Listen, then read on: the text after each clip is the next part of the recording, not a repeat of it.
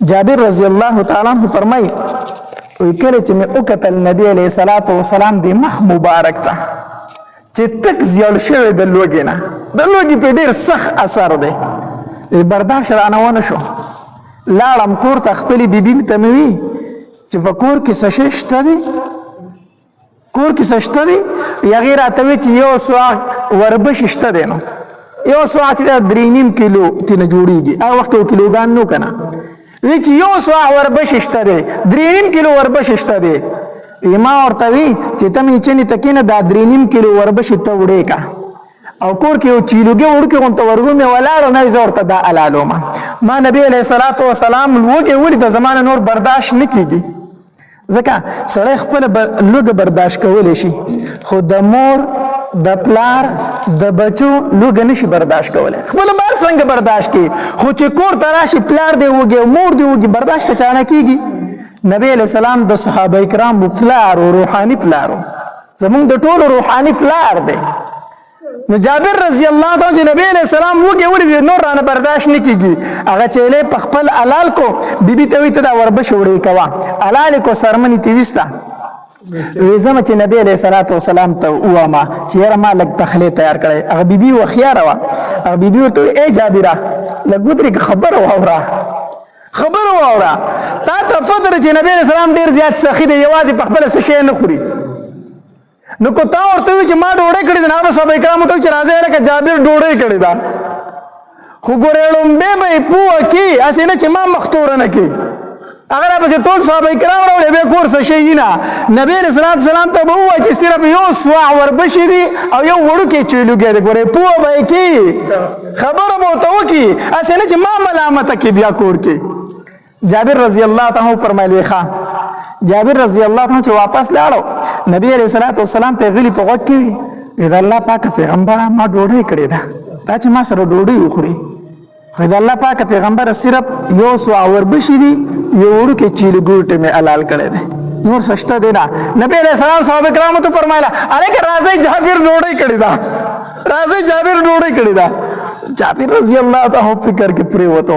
بیبي چې ګوري اوس صحابه کرام په زرګه او صحابه کرام را روان دي ډوډۍ له.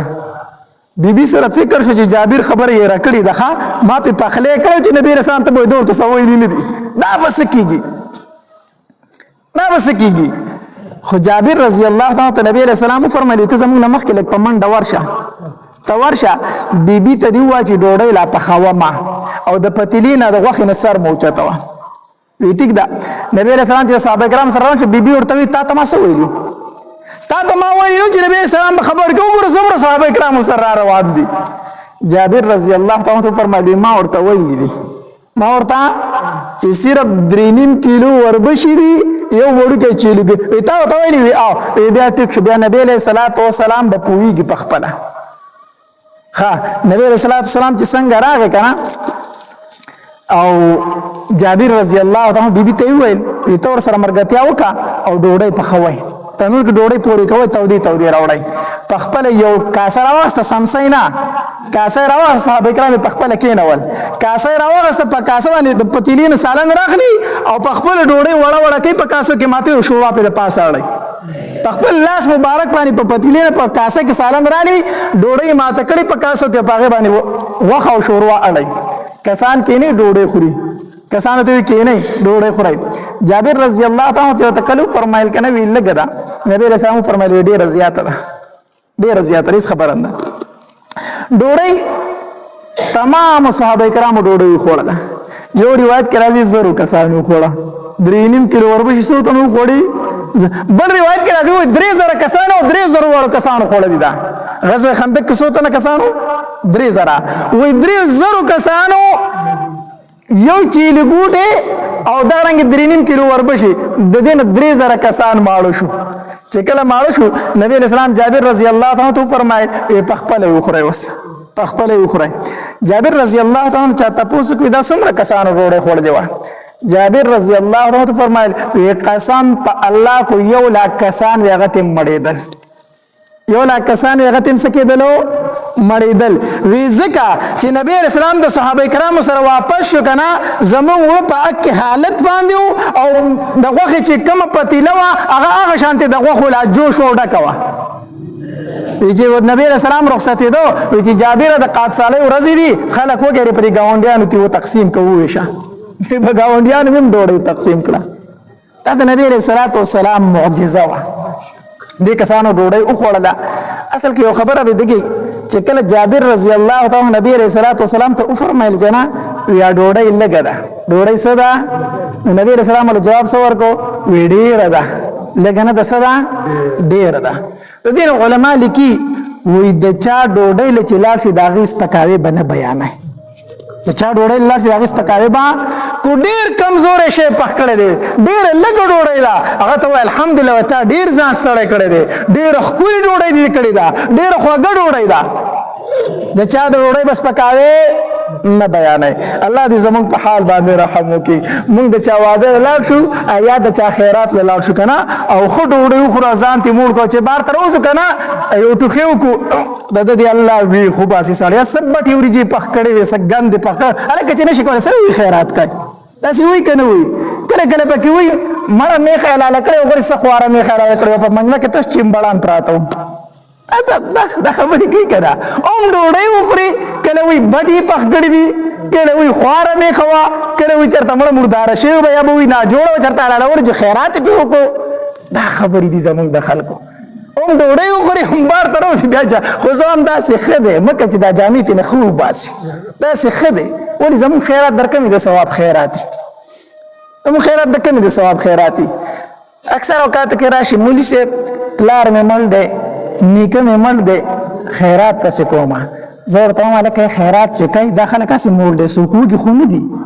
ښه خبره د خیرات وکړه خو دې کې بیا هم ریا راځي دا پیسې یو یتیمانانو باندې ولګوه چرته په چم گاون کې به د یتیمانانو دا پیسې په هغې ولګوه چرته قرضدار به د قرض بد راوستې دا غله ورکا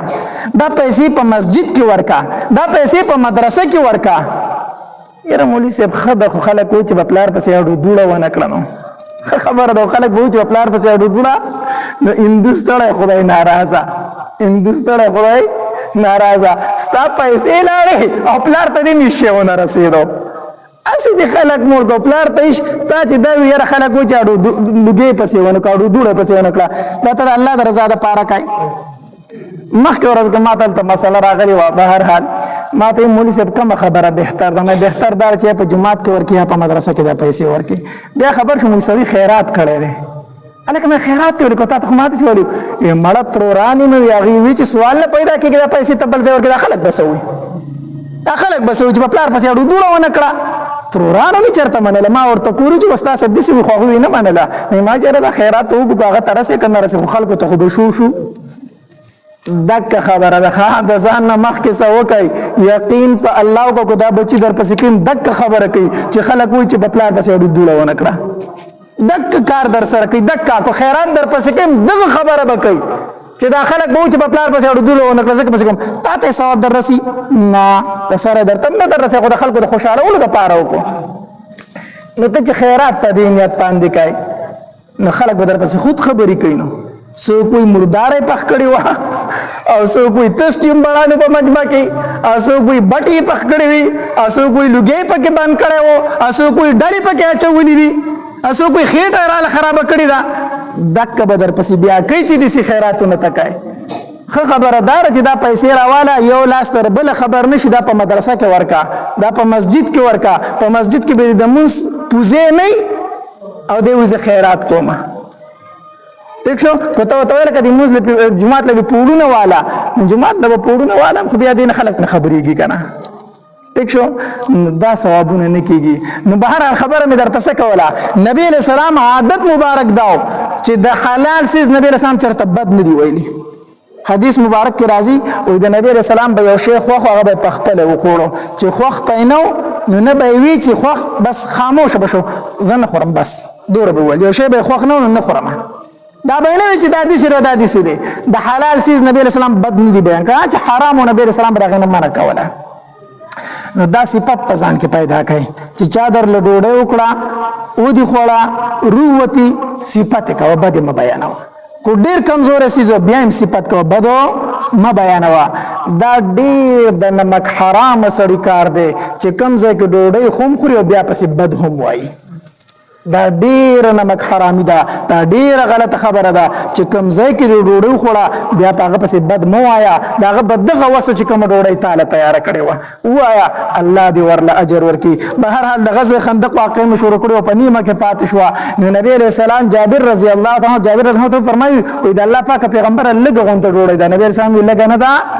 ډیره زیاته ده ډیره زیاته ده نو نبي علیه السلام به چې چېرته هم ډوډۍ خوړل د هغې به صفت کو خندق کنستل کېدو لسو تنو ته لس ګزه ځای ورکړو چې دا بکنای نبی علیہ الصلوۃ والسلام هم د نخو کسانو سره مرګره شو لسم ځان حساب کړو لسم په نبی علیہ السلام په خپل نو الته صحابه کرامو داغي په ایسه کې پاکند کې غټه رااله لو یتګه پکې رااله نو اوس هغه خو ماتول پکار زکه کا پر خودل شي خو کافر به بیا را وختیدل کنه ټول صحابه کرامو په وس او کو خو ماتا نشوا یو صحابي راغی د الله پاک پیغمبره زمون فغیسه کې ګټه راغلی دا ټول مرګري پستړې شو او ماتي گینا نبی علیہ الصلوۃ والسلام ورته فرمایل زه درکوزیګم راغی نبی علیہ الصلوۃ والسلام په خپل او داسې هغه پلکی یا سخسورا یا ارش او غیر واغستو چې غیر واغستو حدیث مبارک کې راځي جابر رضی الله تعالی فرمایي وای چې نبی علیہ السلام گزار را پر خود زړه سخت خپه شوم ځکه خپه شوم چې نبی علیہ السلام تاسو لاسونه مبارک اوچت کړ کنه نو د نبی علیہ السلام خېټه مبارک ښکار شو په پوری ګټي تړلې شي نبی علیہ السلام ګډه پټه ساتلی و خو چې تاسو لاسونه اوچت کړو ګډه مبارک ښکار شو په پوری تیګه تړلې شي و دا ګټه ونی تړلې کیږي سړی چې کله ډیر زیات لوګي کنه نو وي په دې ګډه کې دنه سم ور بللې سړی ډیر وګي شي دا ګډه دنه سوځي کنه نو دا ګټه چې دا لګي یخی دا دې ګټې له یخواله ور کوي او دویم داره چې خېټه بالکل تشه شي د ملا سره ولګي نو بیا بس دا نیغ ودرېدل مشکل شي بیا لکه دا ګډه لاړه شي د ملا سره ولګي نو داسې ګټه په تړلې و چې د خېټې د چپړواله په لک ختم شي دا په لګ ډکه شي داسې وی نبی علیہ الصلوۃ والسلام په ګډه مبارکه پورې ګټه تړلې او عزت سخت خفه شو وی نبی علیہ الصلوۃ والسلام چې داسې گزار اوچت کو کنه او د ګټې لهرا واچو نو نبی علیہ السلام سره आवाज وکړ الله اکبر الله اکبر پل چې څنګه په ګټه اولګید کنه د ګټې درې مېسه لاړ زره شو نبی علیہ الصلوۃ والسلام فرمایل وی ماته د شام چابیان راکړش ماته د شام کو جیان سکړې شوی راکړې شوی او نبی علیہ الصلوۃ والسلام فرمایل ای زماره د الله په ذات قسمی چې د شام غسری سریمانه ز په خپل سترګو اینما د شام غسری سریمانه ز په خپل سترګو باندې اینما بیا چې دویم گزار راواچو او نبی سم فرمایلی الله اکبر نو د ګټ نیم ګټ لاړ داسې لاړو او د دې گزار نه یو رڼا پورته شو نبی علیہ الصلوۃ والسلام فرمایل وی مال د پارس چابیان راکړش او قسم په الله زه د مدین اغسپینه مانای په خپل سترګو اینما او دریم گزار چې راواچو کنه وی الله اکبر نو د دریم گزار سره ګټ بالکل ریزه شو شګی شوی او داغه نه ورنا پورته شو نبی علیہ الصلوۃ والسلام فرمایل وی قسم په الله د صنعا دروازې می په خپل سترګو اولیدې او حدیث مبارک کی راځي نبی علیہ السلام فرمایل وی جبرئیل امین راغه او ما ته او فرمایل چې ستا امتیان به دغه زینو ترسي ستا امتیان به دغه زینو ته رسي دا نبی علیہ الصلوۃ والسلام لره یو تسلی دا وا چې اصل کې ډیره سخته وا ډیر د سختۍ وخو نبی علیہ السلام چې خپل صحابه کرامو ته قتل کړه نو نبی علیہ السلام په خپل سترګو لیدل چې دا صحابه زما ختمیدون کړي صحابه کرام زما سدي ختمیدون کړي ولی الله تبارک تعالی داغه سختۍ ذکر کړی دی اذ جاءوکم من فوقکم ومن اسفل منکم واذ ضاغت الابصار وبلغت القلوب الحناجر الله دا غي ټیم هغه سختی ذکر کوي کنه وې دومره سخت وخو چې تاسو سترګې بکه راوته وي دومره سخت وخو کنه چې تاسو زونه مرکندو تر رسیدلیو خلک وې زړه می خولي لراغه کنه دا زړه خولي لراغه خدا اس یو متل دی سړی چې ډیر زیات تنگ شي کنه دا سړی ډیر ستړی شي وای زړه مې نور خولې لراغې نو الله تبارک وتعالى فرمایي وای دومره سخت وخت په غزوه خندق کې چې زړونه ستاسو مرول راغلي مروله نو نبی اسلام ډیر سخت پریشان او یو طرف ته تمام عربو حمله کړې و بل طرف ته بے سر او بے سامانی و اسنو نبی اسلام ډیر سخت خپاو الله تبارک وتعالى ورته په دې درې گزاره کې زیره ورکو چې د الله پاک پیغمبره فتح بمومای ستاسو صحابه کرام ختمیدون کې نه دي مدینه منوره خو پرې دوا دا به یمن ته او فارس ته او صنعاء ته رسي هغه زینو ته برسي ستاسو سره دا فکر دی چې ما صحابه کرام به ختم شي نه ختمیدون کې نه دي مدینه خو ستاد دا د شام کلاګانی د فارس کلاګانی د روم کلاګانی به دی فتح کوي نبی علیہ السلام له الله تسلی په دغه ټیم کې ورکړه نبی علیہ السلام صحابه کرام ته فرمایل ما ته الله دا زونه وخول دلته کې منافقین او پروپاګاندا شروع کړه وی د 15 ورځې نه ډوډۍ نه خور دي او د شام کلاګانی خوبونه نه د 15 ورځې نه ډوډۍ نه خور دي او ځان لکند کني ځان بچ کی او د شام د کلاګانو خوبونه نه چې موږ به د شام کلاګانی فتح کو موږ به د فارس او د روم کلاګانی فتح کو ودا څخه دا پروپاګاندا شروع کړي یو مشهور غزا چې دا هغه غزا د غزوه خندق ته چې دې ته غزوه احزاب هم ویل شي غزوه خندق ورته ځکه ویل شي چې په دې کې خندق کند کنستلی شوی و او غزوه احزاب ورته ځکه ویل شي چې احزاب جمع د حزب ده او حزب په عربی کې ډلې ته ویل شي او په دې غزا کې د عرب مختلف ډلې یو ځای شوي د مسلمانانو خلاف نو ځکه ورته غزوه احزاب هم ویل شي غزوه احزاب یا غزوه خندق دا په 5م کال د هجرت د نبی علیه الصلاۃ والسلام شوه دی د شوال میاش و د ورکوټي اختر میاش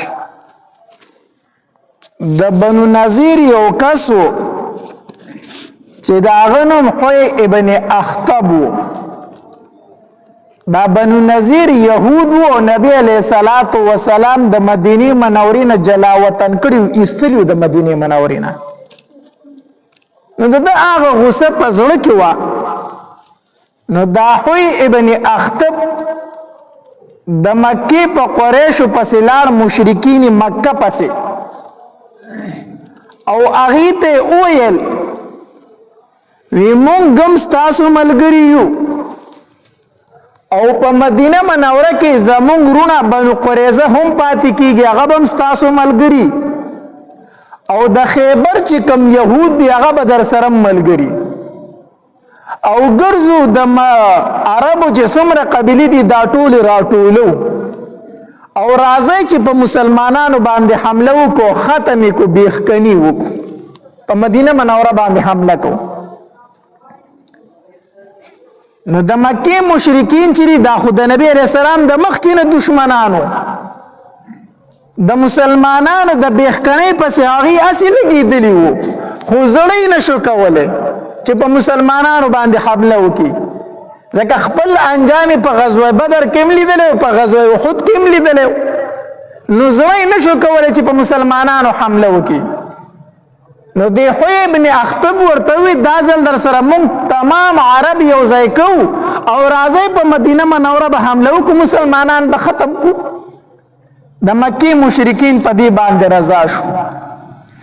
بل یو کافر دا غنم د کنانه ابن ربیع د لاړو او د مکه او د مدینه منورې په دې منځ کې یو قبیله فاتح کېدل چې هغه ته بنو عطفان وی نه بنو عطفان چې د اجرتیان خلکو اسی د سارا غون ته خلکو اجرتیان چا به چې مړ کو دوی له پیسې مېسي ورکړه دوی پیسو باندې مړی کول نو دا کنانه ابن ربیع په دې بنو عطفان پسې ورغه ویرا تاسو د مکه د مشرکین ملګرتیا او کوي ځکه تاسو دین او د دوی دین خو یو دی مسلمانان تاسو هم دشمن دي د مکه والو هم دشمنان دي هغه د حمله اراده کړې ده نو تاسو سره مرګتیا وکړئ چې دا مسلمانان په یړه باندې ختم کو دا خو جرتیان خلکو دا د پیسو سره کارو نو تمه ولا هم ورکړه تمه ولا دا ورکړه وې د خیبر چې څومره کجوري کیږي کنه دا هغه نیمه کجوري به مونږ تاسو له درکو اوس دا خو لوی مال دی کنه یو سړی ته وای زما مرګتیا وکا او د بونیر چې څومره غنم دي نو دانیم غنم بتاله درکوما نو دا خو سلک فصل نه دی نو کنانه ابن ربیع دی بنو عطفان ته ویل د خیبر چې څومره کجوري دي مشهوري کجوري دي د هغه نیمه کجوري به مونږ تاسو له درکو خو مرګتیا خو وکای بنو عطفان هم تیار شو دا سخت جنگجو خلکو مړي به په پیسو کول بدمعشان به خلکو ور کول په پیسو باندې دوی ور سره ملګری شو دلته نبی علیه الصلاۃ والسلام ته خبر را ورسېدو چیرې بنو نذیر یو چال چلول دي اغي پخپل هم د خیبر يهود هم د مکی مشرکین هم بنو عطفان هم دا ټول راجم شوی دی په مسلمانانو باندې حمله کول غواړي سوکو نبی علیہ السلام پریشانه کړ دلته نبی علیہ الصلوۃ والسلام خپل صحابه کرام راټول کړو په مسجد نبوي کې مشورت نه اخلي سوکو ټول عرب زمون خلاف یو ځای شوی دي په موږ باندې حمله کول غواړي څنګه بزان بچو تاسو مال مشوره راکړئ هر صحابي به مشوره ورکوله جدا جدا په دې کې سلمان فارسی رضی الله تعالی عنهم ناستو سلمان فارسی رضی الله تعالی فاسدو اذا الله پاک پیغمبره مونږ باندې په پارس کې چې کله داسې هنګامي حالات راغلو یو مشکل براغلو نو مونږ به یو کار کوو د کوم طرف نه به چې مونږ ته خطر و مونږ به هغه طرف ته کنده وکنسته خندق وکنستو بس دی خو به مونږ ناستو دشمن به چې د کندې غاړې لراغې په مونږ پسې به نشو راتلی ځکه اوښان دي اسونه دي پیدل دي دا خو په اوانه شتلی که نه نو د خندق نه به دې خوا نشو راتلی نو دشمن به اخوا پاتې شو مونږ به دې خوا پاتې شو نبی علیہ الصلوۃ والسلام ته دا مشوره ډیره زیاته خوښه رااله د سلمان فارسی رضی الله تعالی عنہ او نبی علیہ الصلوۃ والسلام فرمایل وی راځي چې په دې باندې عمل وکړو نو جبل سلع ورته ویل شي د هغه خواته نبی علیہ الصلوۃ والسلام چې کوم مدینه منوره ته را داخليدو لار وا الته نبی علیہ الصلوۃ والسلام په خپل نقشه کې خودله دا سکرخي په خپل راو کاغلی د خندق لس میل خندق او لس غزه لس کسانو ته اوالکم لس کسبا لس غزه سکی کني دا نبی رسول الله په خپل دا نقشه ورتا وکړه صحابه کرام شروع شو خندق کني او نبی علیہ الصلوۃ والسلام په خپل هم لګیا د خندق کني د خندق پورا کامل کېدل دا صرف پشپګ ورځو کې وشو لس میل خندق پشپګ ورځو کې وکنستل شو بعض روایت کې راځي شل ورځې بعض روایت کې راځي شپږ ورځې هم محدثین تطبیق داسې کړی دی وی خندق کنستل شو پشپګ ورځو کې بیا د نور څومره بچو تدابیر چې دي هغه صحابه کرامو چې پوره کول پاغه باندې شل ورځې رسیدل لګېدلې وي خو خندق پوره شو پشپګ ورځو کې نبی علیہ الصلوۃ والسلام پخفل هم لګیا دی حدیث مبارک کې راځي جابر رضی الله تعالی فرمایي وای نبی علیہ الصلوۃ والسلام می پخپل اولیدو چې د نبی علیہ السلام په خېټه مبارکه باندې خورې پرتی وي مونږ به خورې ورتاولي نبی علیہ السلام بم خوره ورتاوله مونږ به ګټ یو چتولي نبی علیہ السلام په خپلم سو چتولي ګټ یو چتولي د صحابه کرام سره په خپل باندې لګیا دي او چې د خندق شروع کول نو حدیث مبارک کې راځي رومبه کودار نبی علیہ السلام په خپل راواچوله او بسم الله او گزاري راواچو ته بسم الله سره شروع کړ بیا صحابه کرام شروع شو هر لس کسان خپل ځای کناستو چې کله خندق کنستل شو نو صحابه کرام د ډېری جذبین نه شعرونه شروع کړو یو صحابي په کې چغه وکړه وی نحن الذي بايعوا محمد على الجهاد ما بقينا ابدا ګور ستړي وو که نه صحابه کرام ستړي وو ډېر زیاتو یو بل ته قات سالم وه بل ته سخت جمع و ډېر سخته یخني وه یخ بادونه چلیدل په دې یخنۍ کې به سړي هسې لوږه ډېره لګي نو یخني هم وه بادونه هم یخ چلیدل او ډوډۍ هم نه وه او کنستر هم ډېر زیات و نو یو صحابي پکې شعرونه شروع کړو وی نحن الذي بايعوا محمدا على الجهاد ما بقينا ابدا موږ د نبی علیه الصلاة والسلام سره په دې خبره باندې بیعت کړی دی تر څو چې موږ موجود یو باقي او موږ به جهاد کوو موږ په دې خبره د نبی علیه السلام سره څه کړی دی بیعت کړی دی د نبی علیه السلام خوشحاله و چې د الله پاک پیغمبر ګورې موږ رستو کېدونکي نه یو موږ ستا سره ولاړ یو نبی علیہ الصلوۃ والسلام چې دا غي دا شعرونه اورید کنه نبی علیہ السلام ول جواب په شعر کې ورکو وی اللهم لا عيش الا عيش الاخره فاغفر للانصار والمهاجره الله ژوند چې دا خو د اخرت ژوند دی د دنیا بس ژوند دی الله ژوند د اخرت ته نو فاغفر للانصار والمهاجره الله د انصار او مهاجر ته مغفرت نصیب کا الله دوی ته بخنه وکا او کله به نبی علیہ الصلوۃ والسلام فرمایل وی اللهم انه لا خیر الا خیر الاخره فبارك في الانصار والمهاجره الله خیر خو د اخرت خیر دی الله د مهاجر او انصار لډیر برکتونه ورکا نبی علیہ السلام به دا جواب ورکو او دا هغه طرف به صحابه کرام ویل نحن الذي بايعوا محمدا على الجهاد ما بقينا ابدا او یو ځل نبی علیہ الصلوۃ والسلام فرمایل وی والله لولا الله ما اهتدينا فانزلنا سكينه علينا ولا تصدقنا ولا صلينا وثبت الاقدام اللاقينا نبی علیہ السلام فرمایل وی الله کو تا مونږ ته هدایت نه کړه کنا تا مونږ ته هدایت نه کړه نو ولا تصدقنا ولا صلينا نه به مونږ صدقه ور کړو نه به مونږ مونږ کړو وثبت الاقدام اللاقينا الله کوم د کافر سره مخامخ شو الله زمون قدمونه مضبوط وساته نبی علیہ السلام به دا اشعار ویلو دا غالبا د عبد الله بن رواحه رضی الله تعالی عنہ اشعار دي نبی علیہ السلام په خپل اشعار نشو وی نبی علیہ السلام په خپل اشعار نه جوړ دا د عبد الله بن رواحه رضی الله تعالی عنہ اشعار دي نبی علیہ السلام په دغه مکبانی صحابه کرام ته ویل دیو جن علماء لیکي وی کو چرته داس یو مکوي چې ته د مرګرو جذبر اوچتای مرګري ستړي شي دی هغه په جذبه کې راولي وی داغي د پاره ته اشعار ویل شي خو دینی اشعار ها دینی اشعار ته ویل شي لکه په غزوه خندق کې صحابه کرام هم اشعار ویل دي او نبی علیہ الصلوۃ والسلام اشعار ویل دي نبی علیہ الصلوۃ والسلام فرمایل وی ان الاولى قد بغوا علينا اذا ارادوا فتنه ابینا الله د خلکو په مونږ باندې ډیر ظلمونه کړی دي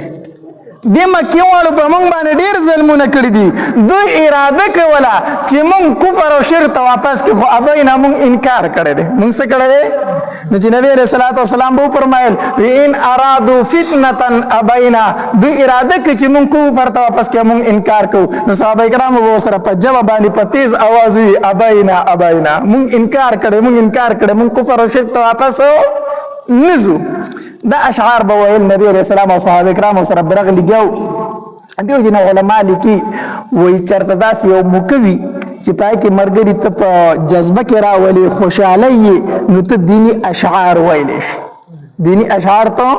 ویل شي ها داس اشعار من دي چې په کوم کې د خزو صفت کیږي او داغي د کپړو صفاتونه پکې کیږي او داغي د جسم صفت پکې کیږي لکه کم چې دا دمان دا ټافي مفي کوي کنه دین احادیث مبارکه کې من راغلي داسې اشعار ویل جایز نه دي ها داسې اشعار ته ویل شي چې پاره کې د نبی علیہ الصلوۃ والسلام مدح او صفت بیانېږي او د الله مدح پکې بیانېږي داسې اشعار ته ویل شي بیا حسان ابن ثابت رضی الله تعالی عنہ به هم د نبی علیہ الصلوۃ والسلام په مدح کې اشعار ویلو یو ځل مشرکین مکه د نبی علیہ الصلوۃ والسلام په شان کې څه ګستاخانه اشعار ویل د نبی علیہ الصلوۃ والسلام بدی پکې بیان کړو حسان ابن ثابت رضی الله تعالی عنہ فرمایل د الله پاک پیغمبر جواب ورکم په اشعار کې جواب ورکم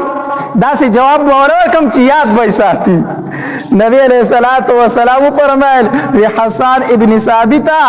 کیف بنسب زما د نسب سره بسکای کیف بنسب زما د نسب سره بسکای تب قریش په بدو یادای کنا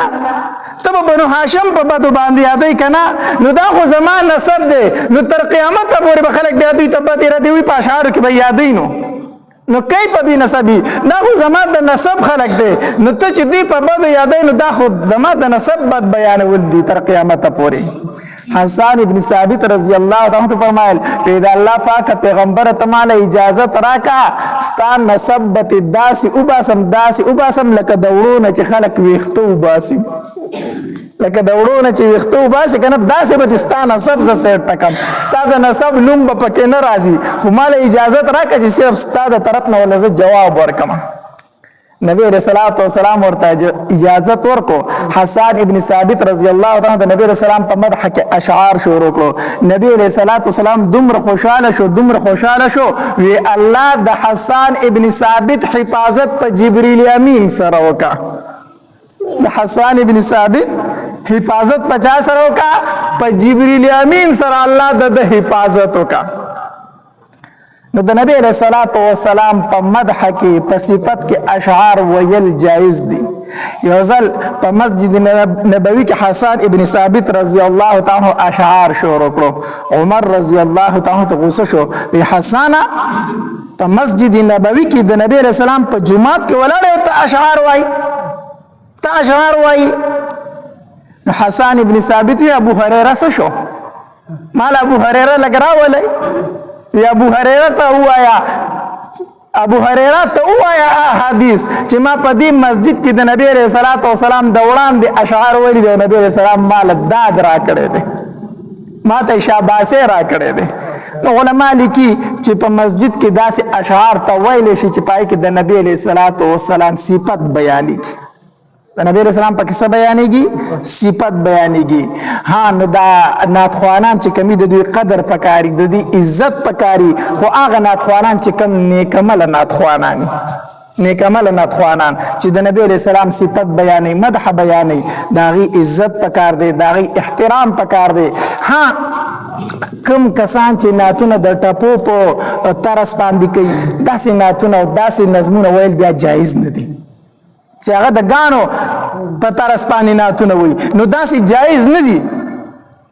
ځکه چې د نات شروع کی نظم شروع کی نو یو بل ته بدوته نسترګي ویل کړه پلان کې غاني په ترس راوغس نو چې ستا په نات باندې غي ته غاني یادېږي نو دا به کوم ثواب ولري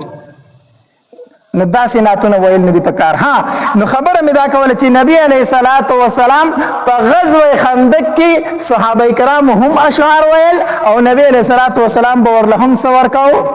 د شعر جواب ورکاو داسې بیانات او واقعات اوریدلو دپاره ماجد اسلامیک سټوډیو 11 چینل سبسکرایب کړئ घंटे والا نشان کلک کړئ چې همیشه د مولانا هاشمي صاحب په आवाज باندې داسې بیانات او واقعات ستاسو مهله راځي کمنټس کې سبحان الله ماشاءالله الحمدلله ولیکئ او خپلو ملګرو سره یې د ثواب په نیت باندې شیر هم کړئ والسلام جزاکم الله